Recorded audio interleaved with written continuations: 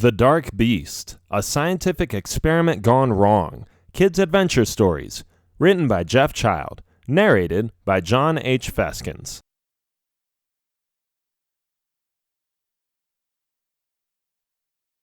Introduction. This amazing story is about a big black monster that terrorized Veen City. Its destructive powers and gigantic size were a threat to the entire existence of the people in the said location. However, two individuals are determined to stop the mayhem and battle the giant with all their strength. They have different ideas about how to handle the situation, though, and they seem to have misunderstandings along the way. I like to spike the drama and paint the picture of each book by adding details and emotion. This one is no different. The disaster waiting to happen in Veen City is about to explode and affect numerous people. So don't wait, and read about how those two very different men try to prevent it.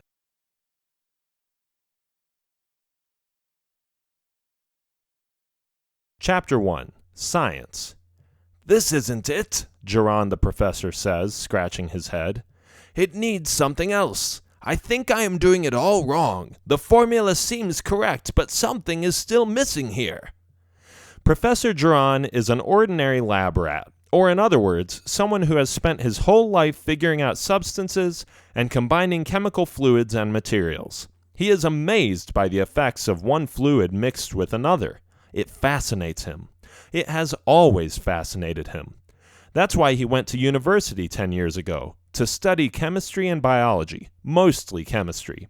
His final theses and papers were full of complicated calculations the teachers didn't even understand. He always outsmarted them, but now it looks like he hasn't followed the right formula. It frustrates him. He has run into problems before, and has even had explosions in his lab, but this time he has been doing math for days, looking up numerous theories and scientific facts, and he still hasn't figured it out.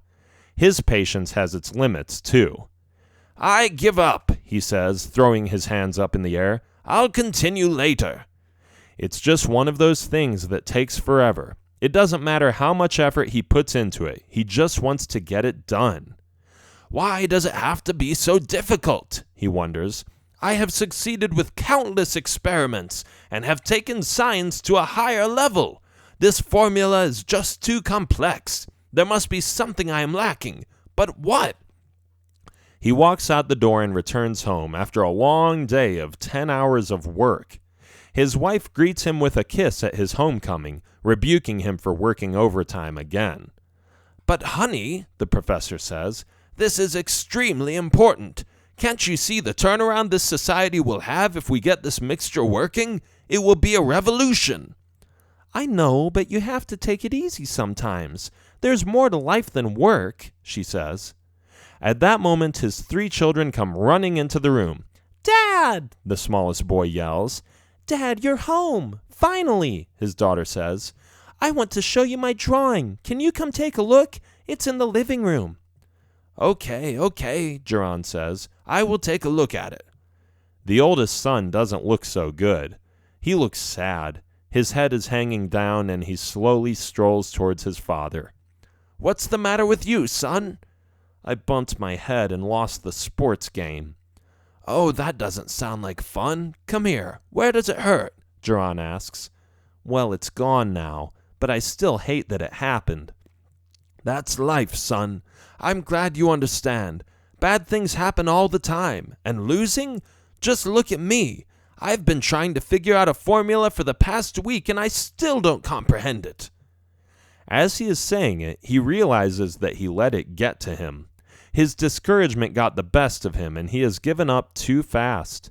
Some things just take a long time anyway, and if this is really as big as he expects it to be, putting a little time into it is the least he can do. He sees himself as this little boy who is downtrodden because he is losing or lost. And this new awareness has made him determined again. Tomorrow he will go back and try again, and again, until he understands the correct mixture. "Don't worry, son," he finally says. "You may have lost the game, but you haven't lost the league. And let's see if you can beat this tickle monster." Geron leans over and starts tickling his kid. The other two jump on his back, and a rough and tumble game begins. For several minutes, the fun with his children doesn't stop, and fortunately, nobody gets hurt, which actually does happen sometimes. "Dinner time!" Geron's wife shouts. "Come on, guys, don't let it get cold." "Hold on," Geron says. "I still have to see our daughter's drawing." After his daughter shows off her talent, and he proudly pats her on the head, he thinks about what he said to his own son. He lost another game, another match, by not being able to get the formula right. But the league is far from over. Tomorrow there is a new day, and he might just get it this time. And if not, then in 5 days, or 10, or 20. This new combination of fluids is going to be grand. It will have a profound effect on hunger, the economy, and people's lifestyles. It's worth fighting for.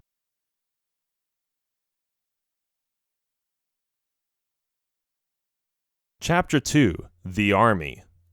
On the other side of town, a corporal yells his lungs out. "Forward, march! 1, 2, 1, 2, 1, 2. Keep moving, you lazy bedbugs!"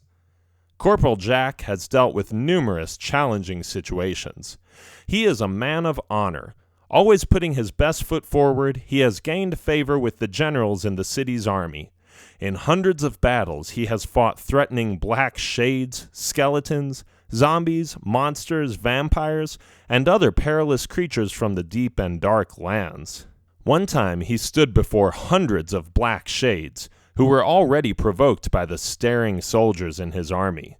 At first, the coast seemed clear, but then Jack saw a glimmer in their eyes, an angry sparkle emanating from deep in their souls. They were furious and about to attack. "Pull back!" he yelled, but the noises of the storm they were in outweighed his voice. Thick clouds had already burst into bolstering thunder, and terrifying lightning flashes had set the scene for a more dramatic war that was already raging. Rain was pouring on each and every soldier, soaking their clothes and muting the sounds of their voices. They didn't listen. They didn't pull back. As one weapon, they marched forward to the threatened black shades, who were in no way willing to forgive or stand down what had just caught their attention. "Get back! Retreat!" Corporal Jack kept yelling, but only a handful of the men obeyed his orders. The others were too oblivious of the fact that these black shades were about to run into them and completely pulverize them with their numbers. So they marched forward, not even noticing the few men that pulled back with Corporal Jack. All they focused on were the monsters in front of them. The black shades kept still, but inside, they were boiling with a raging fire that was about to explode. Hundreds of black shades were standing there, in the obscure chaos of heavy rain, creepy trees, and a soaked field of moss and random blades of grass. Corporal Jack was overwhelmed. More than anything, he wanted to save these men from the terrible fate that was about to beset them, but he felt helpless. "Give me that bomb," he finally said to a nearby soldier. He snatched the item from his hand and ran forward. Side by side, the majority of the men were still marching towards their enemy, but Jack was going to stop these creatures from harming his valiant boys.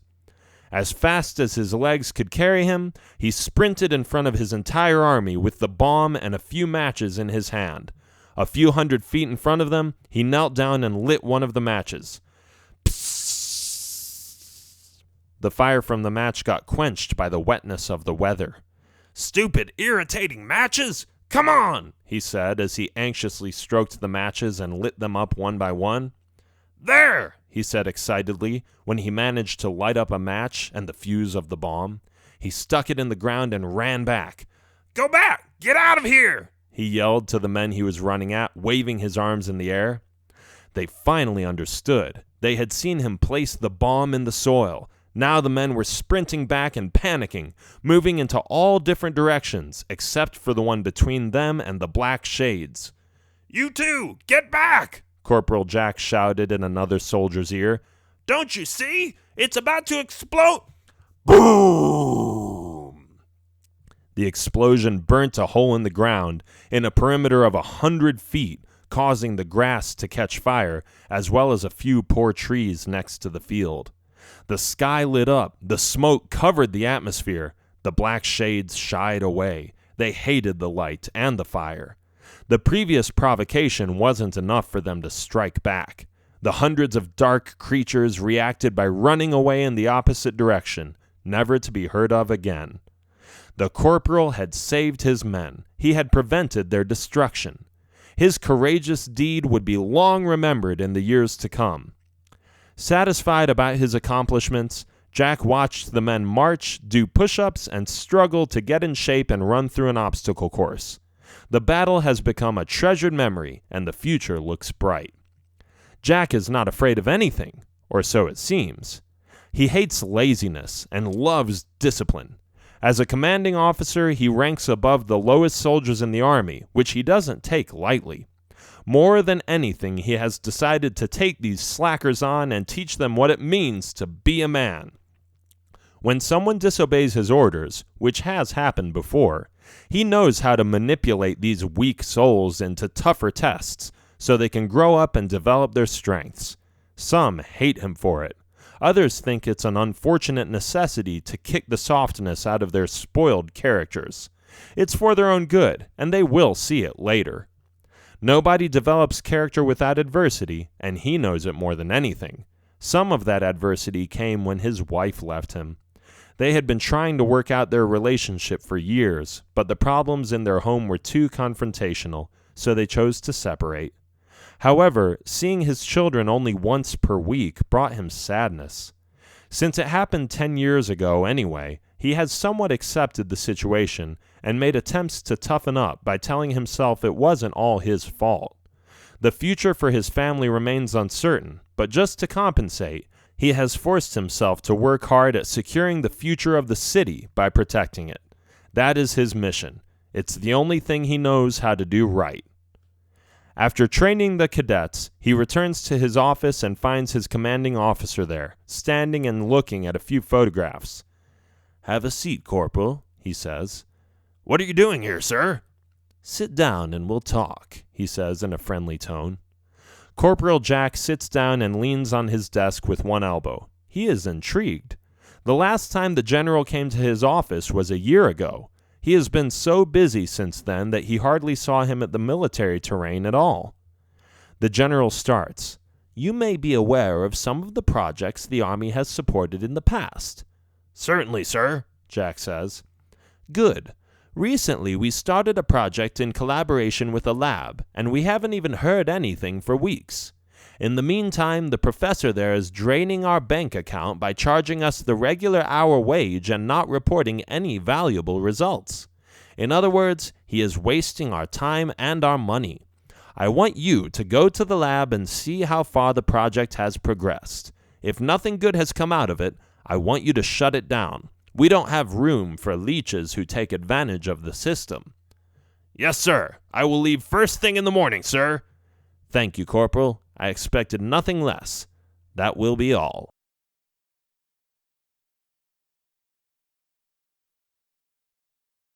Chapter 3. Arguing.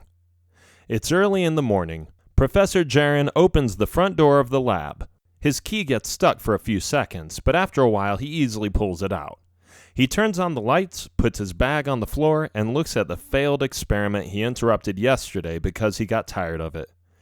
He sighs. It already looks discouraging, and he hasn't even done anything yet.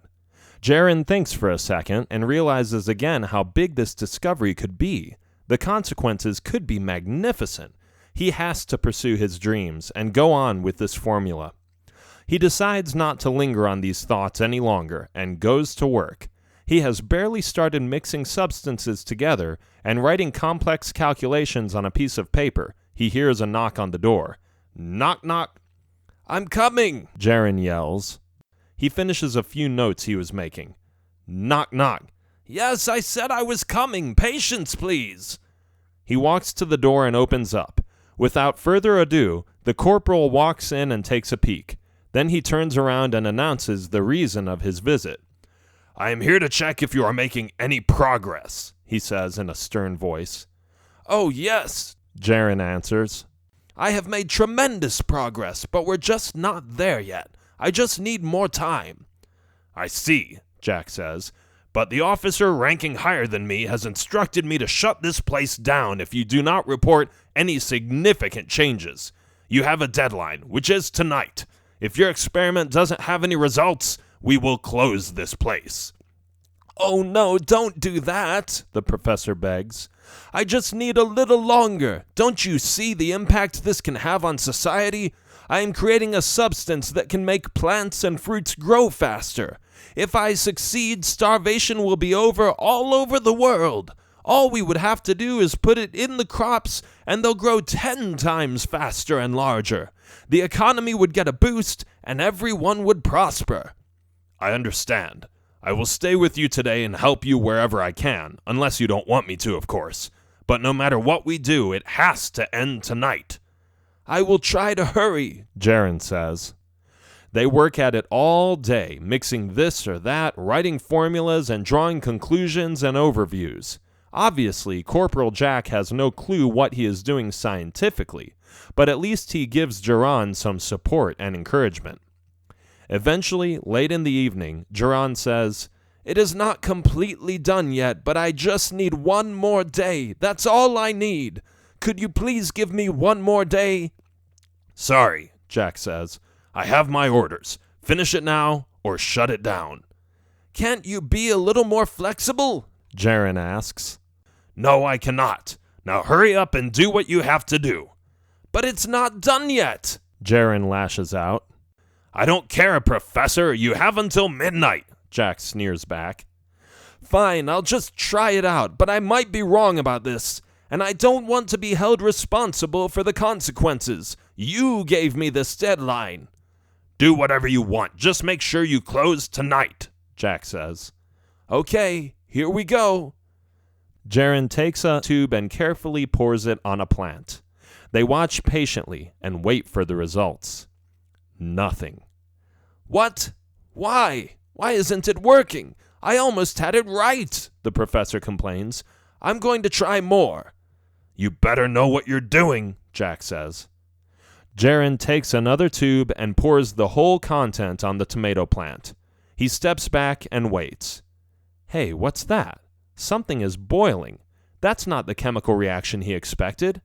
He gets a little closer and observes the boiling soil. "This is impossible," he says. "What's impossible?" Jack asks. "This chemical reaction only happens when there is a dark pearl involved." "You put a dark pearl underneath the plant?" "Well, I didn't do that. It must have been there when the boy dug up the plant I asked him to bring me." "And what does that mean?" Jack asks. "I don't know. It's reacting and I don't understand how. This is amazing." It is amazing, but not in the way the two men hoped it would be. The dark pearl keeps boiling and boiling. It's growing faster than they thought it would. Within seconds, the pearl has increased in size so much that it now looks as big as a brick. And it doesn't stop there. It keeps growing and growing. "I don't like the looks of this," Corporal Jack admits. "It's incredible, but I wonder if it will stop," Professor Jaren agrees. It's not stopping. By now it has grown as big as the both of them and is leaning against the ceiling. Black shade shapes are being formed by the pearl, creating a head, arms, and legs. Still in its infant state, the pearl continues to flexibly fill up the lab's space and exponentially push the two individuals out the door. "We have to leave, now!" Jack shouts. "No, we cannot desert it. I want to see how it develops. This has never happened before." "You stubborn fool! Follow me out of here or I'll knock you out. This is getting out of control."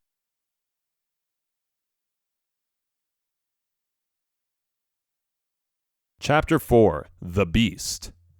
Professor Jaren feels sad leaving his growing experimental pearl. His curiosity has taken over, but after a while he sees the necessity of protecting their lives by fleeing too.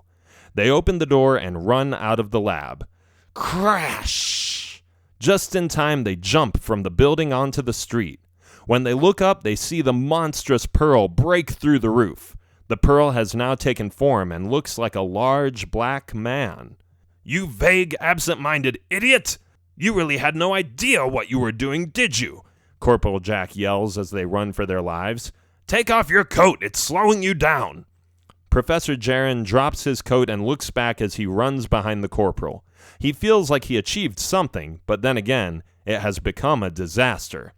Keep running, the corporal commands. Don't look back.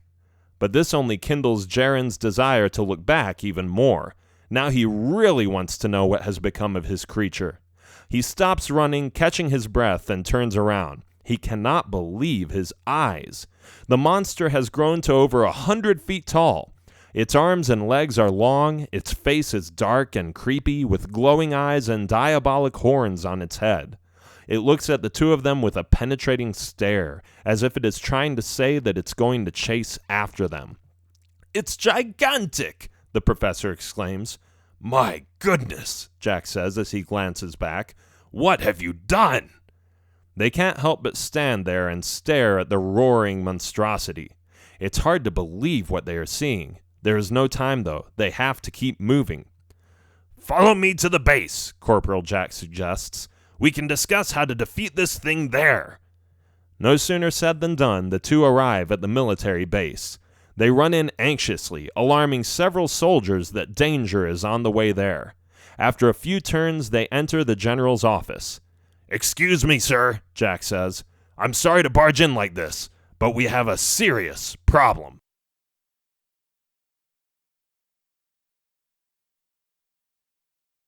Chapter 5, Cityscape.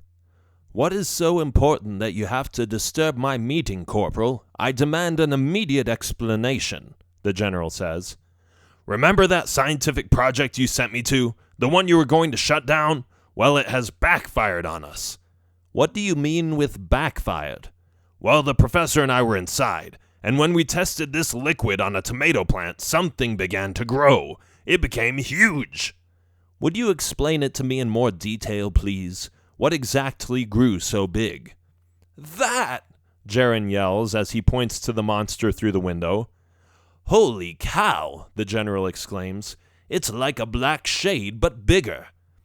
Seems like an appropriate name for my creation, Jaron mumbled with almost a little pride in his voice. I don't have time for this, Corporal. I was about to head out when you stepped in. But upon my departure, I am giving you full command of the troops in this region.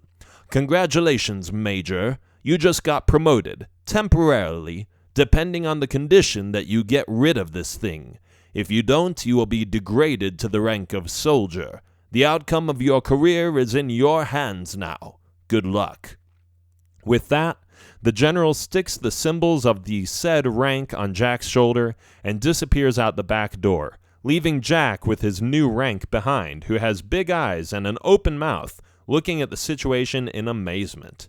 He can't believe he just got promoted, but he realizes, too, that he will lose his entire status if he doesn't blow this monster up. Suddenly, he snaps out of it and takes control. He marches outside and looks at the panicking soldiers in the camp. Men, gather your weapons. I am in command now. Get your muskets from the ammunition room. You two, go around the corner. Move, move, move, Major Jack yells as he claps in his hands to encourage the soldiers to take initiative. Professor Jaron, if there's anything you can do to help, do it. If not, get out of our way right now. This is a military operation now. Yes, sir, Jaron says. He can't think of anything to stop the giant beast, and he doesn't want to be an annoyance. Moreover, he doesn't want to die here, so he decides to go back to the destroyed lab they left behind. Meanwhile, Major Jack is commanding his troops and doing everything he can to stop the dangerous threat.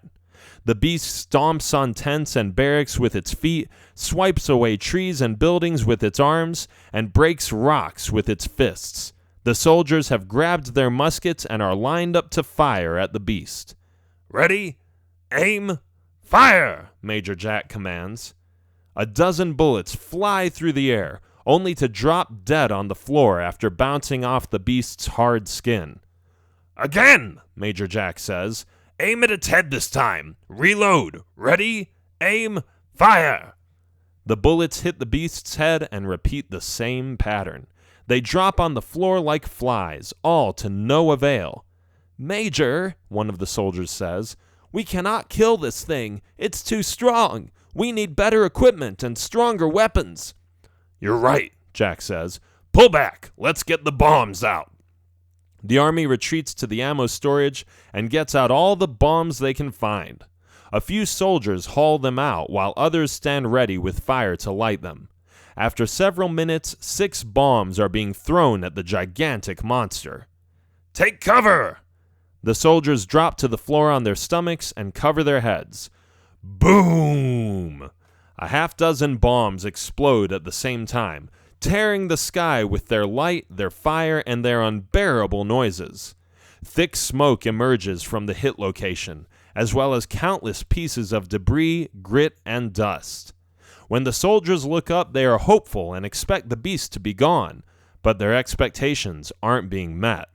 Without a scratch, the black being steps out of the immense destruction attempt. Impatiently, it walks past the army with several giant steps, heading into the direction of the city. "This is terrible, Major. It will reach the city in no time," one of the soldiers says. "Let's go after it," the major suggests. "We have to keep trying. It's gotta have a weak spot."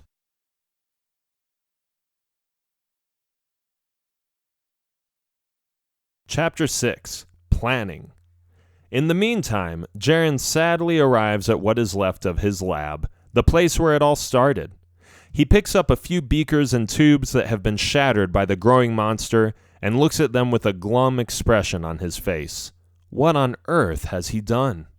He has unleashed a monster, caused a disaster waiting to happen. His self-esteem is shot. His confidence is broken. All he wants now is to crawl under a rock and hide himself from the world. He glances to the corner of his experiment and sees his notes on the table. After walking to the table, he puts his hand on the notebook he left behind and flips through the pages. One by one, he finds the formulas he scribbled in there, the symbols, the equations, and the overview of lined-up data that helped him create the fluid. If only he could reverse this catastrophe. "Wait a minute," he says. "What if I turned X around in this calculation? That would make sense. The most logical outcome of this formula is the opposite of the root divided by..." And so he goes on for a few minutes. He starts taking notes on another page and gets excited about his new discovery. Completely focused on his possible solution, he isn't noticing the shaking ground caused by the beast that has reached the city by now. The beast stomps on the ground, crashing houses and knocking over buildings along the way. People all over Minor City run to all different directions in an attempt to evade the large disaster that has entered their town.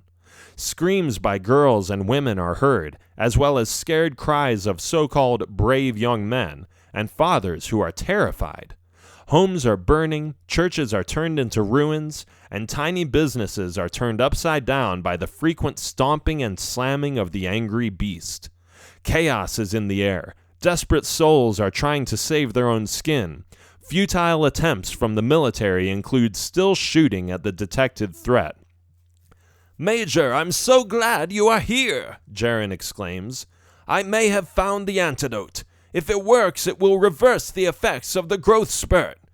"What are you saying, that you can undo this mistake?" Jack asks. "That's exactly what I am saying." "Then what are we waiting for? Let's give it to him." "Well, there's a problem," Jaren says. "It has to be injected into the scalp, meaning someone has to climb on its head and put the injection needle in its brain. That's the only logical way, I am sure of it. The equations all make sense now."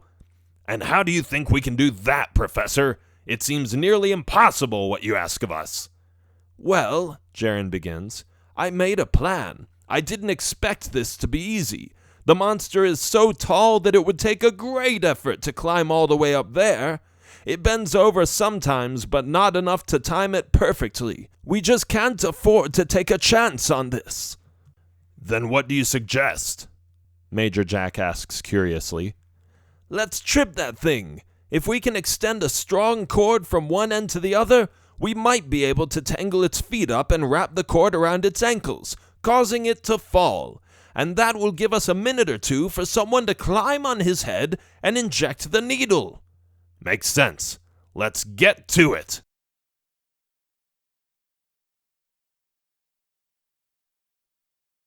Chapter 7. Defeat. Within minutes, Jack manages to get a big group of soldiers together and commands them to fetch some rope. The strongest and thickest you can find, he adds. And the 5 of you over there, keep shooting to distract the monster. We are going to set the trap on the other side of the town square. Set the clock at 2 minutes.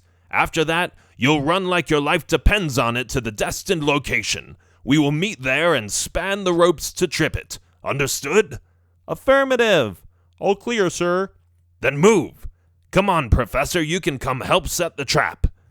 Jaren runs after Jack and arrives at the town square. Not too much later, a group of soldiers brings a large rope. Is that all you could find? Jack asks. Sorry, sir, that's the best we could do. Fine, I guess it will have to do for now. Let's hope it works. Hand me that needle, Professor. You mean that you're going to jump on the monster's head? Of course. I'm not going to let one of my men sacrifice himself. If you want something done right, do it yourself. Besides, if I mess up, at least I'll have no one else to blame. Okay, Jaren says. Good luck. The beast is coming closer. The 2 minutes are over.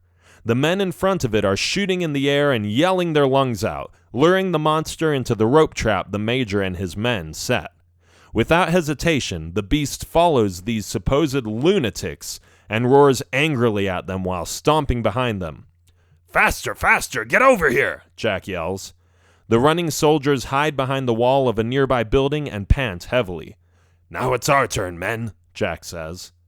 The soldiers span the rope. The beast comes closer and closer and trips over the rope precisely as planned. Bam!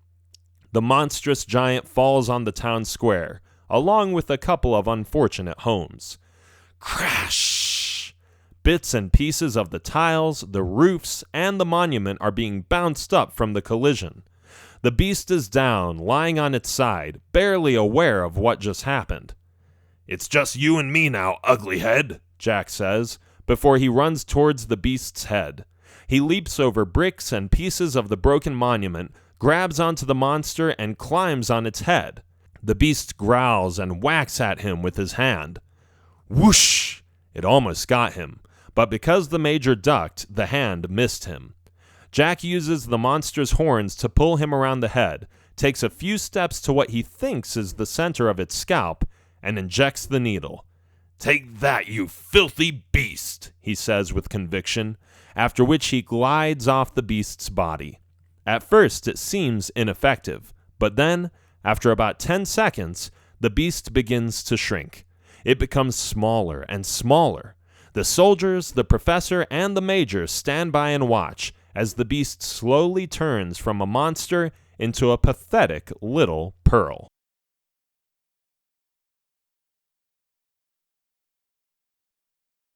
Chapter 8. Friendship. Well, would you look at that? Professor Jaren says. What a cute little dark pearl we have here. Yeah, if I didn't know any better, I would destroy it right now, Major Jack adds. The soldiers gather around the spot where the monster disappeared, finding it hard to believe their eyes. They look at the tiny pearl and remain speechless. Thank you for all you've done, Major, Jaren says, holding his hand in front of him. Jack shakes his hand. I'm sorry I got on you for your mistake, Professor. You are an intelligent addition to this army and to the city. It was an honor to work with you, and thanks to you I have progressed in my career. My high rank will stay because you invented the antidote. Good. Now if you'll excuse me, I have to go home to my family. Are you married, Major? Divorced, the Major answers. I'm sorry to hear that. Why don't you come over for dinner sometime, just to have some fun? In fact, how about you just follow me to my home right now? My wife is an expert at cooking casseroles. Trust me, they are the best. All right, Jack says. That sounds like a great idea. I have to admit that the tomato plant a few hours ago already made me hungry. I don't know how you do it, staying up so late and not even grabbing a snack or something. Do you think dinner will still be warm? It's almost midnight. I'm sure it will be. And if not, we'll just warm it up. I've had numerous times when a warmed-up dinner tasted even better than before. Speaking of which, did I tell you about the time I invented food additive to enhance the flavor of it? It's a long story. I'll tell you all about it on the way home." The two new friends walk through the narrow alleys of the city, ready to eat a delicious meal. The end.